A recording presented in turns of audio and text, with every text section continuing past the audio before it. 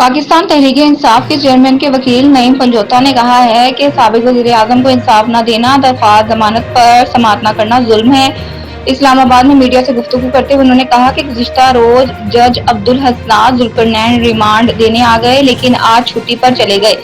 नईम पंजोता का कहना था कि सुप्रीम कोर्ट से इस्तदा है कि प्रोडक्शन ऑर्डर जारी करके चेयरमैन पीटीआई को तलब किया जाए। नईम पंजोता ने बताया था कि साबिक वज़ीर-ए-आज़म कोई डील या समझौता नहीं कर रहे हैं।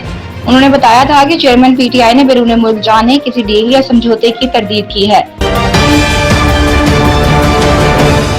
पाकिस्तान पीपल्स पार्टी के रहनुमा शर्जील एनाम मेमन का कहना है कि चेयरमैन पीपल्स पार्टी बिलावल भुट्टो अभी कोई इंतखाबी मुहिम नहीं चला रहे। वो मुख्तलिफ इलाकों में ताज़ियत के लिए निकले हुए हैं।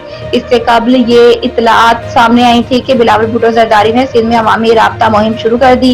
वो ठट्टा से होते हुए सजावल पहुंच गए। इस हवाले से शर्जील मेमन ने कहा है कि बिलावल भुट्टो लोगों से ताज़ियत के लिए निकले हुए हैं। ये भी कहा कि इंतखाबी मुहिम इलेक्शन शेड्यूल के ऐलान के बाद चलाई जाएगी। साबिक सदर आसिफ अली जरदारी ने कहा है कि मुल्क इस वक्त एक मुआशी बहरान से गुजर रहा है। हम सबको सियासत के बजाय मईशत की फिक्र पहले करनी चाहिए। मुल्क है तो हम सब हैं। सोशल मीडिया पर जारी किए गए बयान में आसिफ अली जरदारी ने कहा कि निगरान हुकूमत SIFC के मंसूबों को जल्द मुकम्मल करे। मंसूबा मुकम्मल करके मुल्क को तरक्की की राह पर डाला जाए। आसिफ अली जरदारी ने मजीद कहा कि इलेक्शन कमीशन आइन के मुताबिक इलेक्शन कराएगा। चीफ इलेक्शन कमिश्नर और तमाम अराकीन पर हमें पूरा एतमाद है।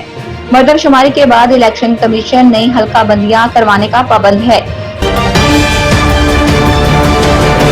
निगरान वज़ीर इत्तलात मुर्तज़ा सोलंकी ने पाकिस्तान में तैनात मराकश के सफीर को टेलीफोन करके होलनाक ज़लज़ले से जानी व माली नुकसान पर अफसोस का इजहार किया। मुर्तज़ा सोलंकी ने कहा कि पाकिस्तानी कौम और हुकूमत मराकश के ज़लज़ला मुतासरीन के शाना बशाना है। मराकश के अवाम को सेहत की सहूलियात समेत हर मुमकिन मदद देंगे।